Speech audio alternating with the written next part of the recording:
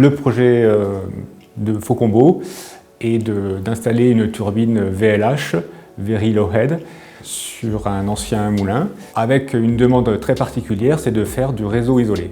Le moulin de l'abbaye a été équipé pour produire de l'électricité en 1980, donc c'est une centrale qui a 40 ans de fonctionnement.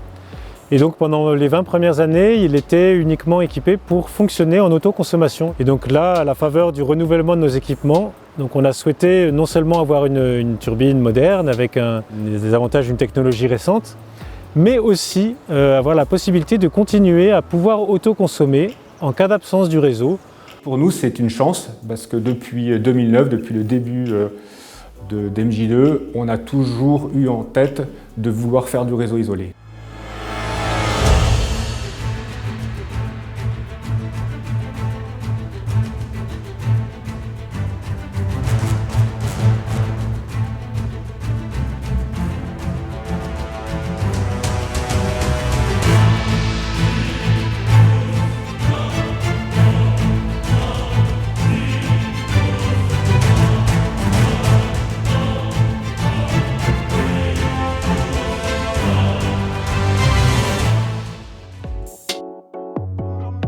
Lorsqu'on va vouloir faire du réseau isolé, l'objectif est d'adapter la puissance produite par rapport à la puissance consommée par l'installation. Ça veut dire qu'il faut que la turbine soit capable d'encaisser le déclenchement de certains appareils qui sont des gros consommateurs, comme le four de la boulangerie, comme les appareils de la buanderie, de la cuisine, etc.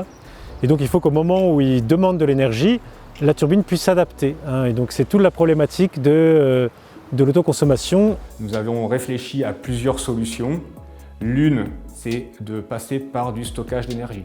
L'autre solution, nous allons travailler sur le fait de gérer la production juste au-dessus de la consommation souhaitée par le client. MJ2 nous avait annoncé une machine qui pourrait produire 160 kW. En fait, dans la pratique, il s'avère que la machine peut produire davantage.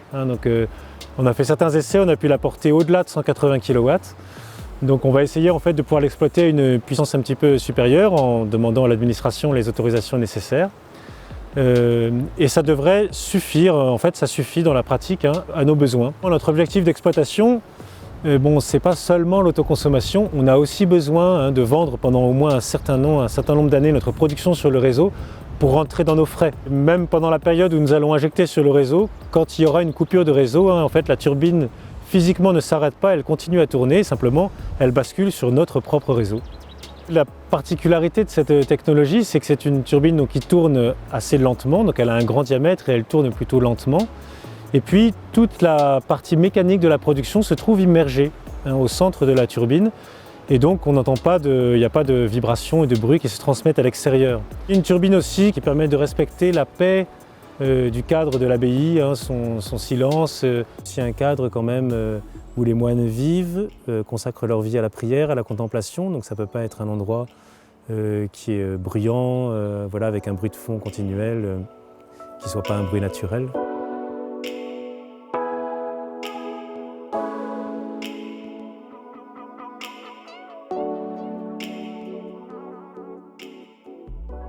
Toute la turbine a été étudiée aussi pour que les poissons justement puissent, sans être blessés, passer à travers les pales de la turbine. Donc elle ne tourne pas trop vite, le profil des pales est bien étudié. Tous ces avantages lui procurent justement une bonne intégration non seulement dans l'environnement visuel, mais aussi dans l'environnement écologique. C'est passionnant après d'essayer d'en tirer le meilleur parti et d'avoir justement de lui donner un peu libre cours à son inventivité. C'est quelque chose aussi qu'on a apprécié chez MJ2. C'est la créativité, la jeunesse de l'entreprise, sa façon de trouver des solutions ingénieuses, originales, pour répondre à des problèmes qui sont anciens mais de façon nouvelle.